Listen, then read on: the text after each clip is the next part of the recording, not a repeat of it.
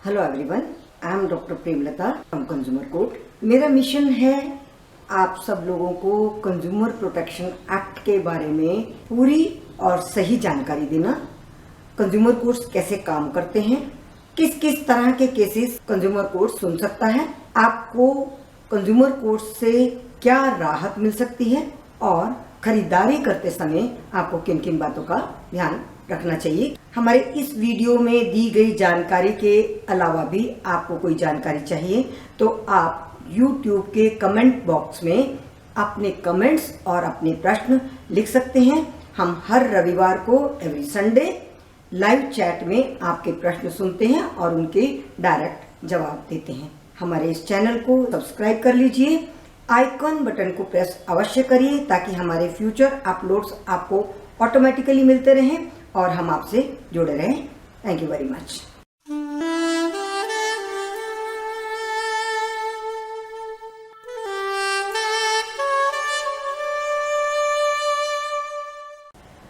आज हम चर्चा करेंगे हायर परचेज एग्रीमेंट के बारे में।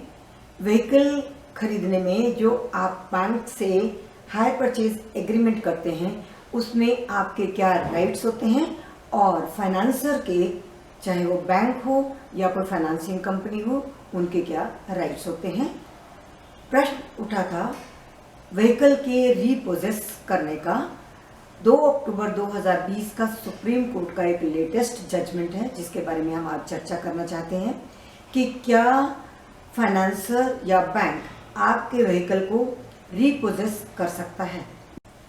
तो फ्रेंड्स, हम पहले हायर परचेज एग्रीमेंट के बारे में चर्चा कर लेते हैं।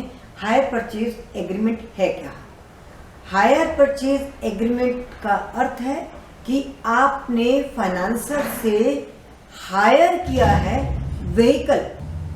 समझ लीजिए इस बात को कि आपने फाइनेंसर से व्हीकल हायर किया है, ओनर वही है, बट आपको ये ऑप्शन है कि आप उसको परचेज कर सकें, यूज करते हैं व्हीकल को। इसके लिए आप पेमेंट करते हैं और यदि आप अपनी पूरी इंस्टॉलमेंट्स जितनी उसकी कीमत बनती है, जो तय हुआ है, यदि आप सारे इंस्टॉलमेंट्स पे कर देते हैं तो आप परचेजर भी बन सकते हैं। ये आपकी ऑप्शन है। इसलिए जो ये मेन प्रश्न है, क्या फाइनेंसर व्हीकल को रीपोजेस कर सकता है, तो उसका आंसर है यस, वो रीपोजेस कर सकता है क्योंकि वो तो अभी आपका हुआ ही नहीं। अब प्रश्न ये होता है कि रीपोजेस ऐसे कैसे कर लिया। कोई भी मसलमैन भेज दिए, किसी को फिजिकली असॉल्ट कर दिया, रास्ते में पड़े व्हीकल को उठा लिया, ये सब कर सकता है कि नहीं कर सकता। इस पर सुप्रीम कोर्ट के पहले के भी ऑर्डर हैं और सुप्रीम कोर्ट ने स्ट्रिक्टली कहा है कि नो मसलमैन नहीं, फिजिकल असॉल्ट नहीं, जबरदस्ती नहीं। कहीं सड़क पे पड़ा है उसको नहीं उठा लेना, कहीं घर पे पड़ा आकर जबरदस्ती उठा नहीं लेना। In the due course of law को नजर में रखते हुए ही आपको व्हीकल पोजेस करना है। अब अगला प्रश्न ये है कि अगर उन्होंने रीपोजेस कर लिया है और आपने फिर भी इंस्टॉलमेंट पे नहीं की है और फाइनेंसर ने आपका व्हीकल बेच दिया है और वो सस्ते में बेचा है, तो अमूमन कंज्यूमर्स की ये शिकायत होती है कि हमारा व्हीकल तो इतना महंगा था, इतनी इंस्टॉलमेंट्स हम पे कर चुके थे और इन्होंने बहुत सस्ता बेच दिया। तो यहाँ पर भी कंप्लेनेंट या कंज्यूमर के पास कोई ज्यादा तर्क नहीं बचता क्योंकि एक बार नोटिस दिया गया है।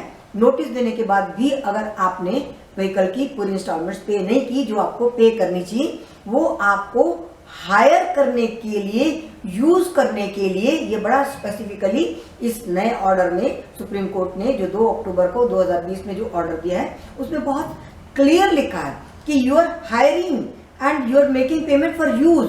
अगर आप यूज करने के लिए पेमेंट नहीं कर रहे हैं तो आप यूज नहीं कर सकते, वो पोजेस कर सकते हैं। और आपको अगर नोटिस दे दिया गया है और नोटिस देने के बाद भी आपने नहीं किया तो ये फाइनेंसर की मर्जी है, वो व्हीकल आपका है ही नहीं। हाँ, आपको नुकसान हो जाएगा क्योंकि आपकी इंस्टॉलमेंट्स ज्यादा पे गई हैं और बाद में जब कैलकुलेशन होगी हो सकता है आपको पैसे और भी पे करने पड़े। अब नोटिस की भी बात होती है। कई बार ये प्रश्न उठाया कि हमने अगर व्हीकल के लिए लोन लिया है तो व्हीकल तो हमारा है और हमने व्हीकल को मोर्टगेज किया है। ये डिपेंड करेगा आपका एग्रीमेंट क्या है। हायर परचेज एग्रीमेंट है, लोन एग्रीमेंट है।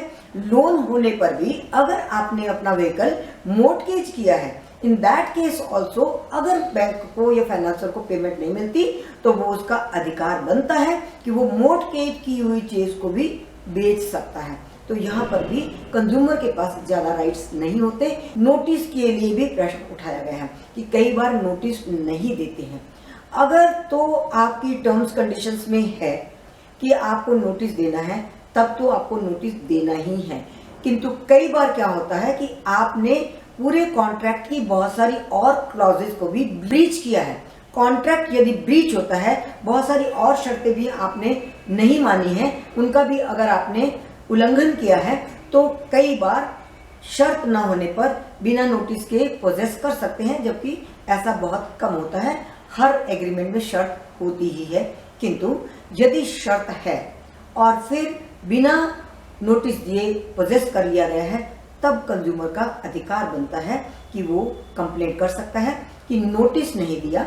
और नोटिस न देने की वजह से यदि आपने उनके व्हीकल को पोजेस कर लिया है, तो पोजेशन रीपोजेशन के कारण जो भी डैमेजेस कंज्यूमर को होते हैं, उसको बैंक को या फाइनेंसर को पे करना पड़ेगा। नाउ यहाँ पर कंज्यूमर का राइट्स है, rights to damages. Rights to damages हैं, बाकी सारी चीजें फाइनेंसर के हाथ में। ना तो व्हीकल आपका हुआ, ना आपने परचेज किया, ना आपने पेमेंट्स की। हाँ, अगर पेमेंट पूरी करते हैं आप, इंटरेस्ट के साथ आप पूरी इंस्टॉलमेंट्स इकट्ठा दे देते हैं, या जो भी कैलकुलेशन बैंक की या फाइनेंसर की होती है, आप खरीदना चाहते हैं, वो आपका सेटलमेंट होगी, वो आप सेटल कर सकते हैं। किंतु व्हीकल आपका नहीं होता, आपका राइट्स डैमेजेस का बनता है। तो फ्रेंड्स, हमने आज आपको दो चीजें स्पष्ट कर दी। पहली बात तो financer is the owner. Hire purchase agreement में फाइनेंसर इज द ओनर। जब तक आपने पूरी पेमेंट्स नहीं की, आप उनके व्हीकल को हायर कर रहे हो और यूज कर रहे हो, यूज करने के पैसे दे रहे हो। नोटिस के बिना वो अगर करते हैं पोजेस, तो आपको डैमेजेस के अधिकार होते हैं, आप डैमेजेस मांग सकते हैं। और फिजिकल असॉल्ट या जबरदस्ती आपके साथ नहीं की जा सकती। तो फ्रेंड्स, बने रहिए हमारे साथ। हमारे चैनल को सब्सक्राइब कर लीजिए, अधिक से अधिक शेयर करिए हमारे वीडियोस को, और पसंद हो तो लाइक करिए। हम फिर मिलेंगे एक नए इशू के साथ। Thank you very much.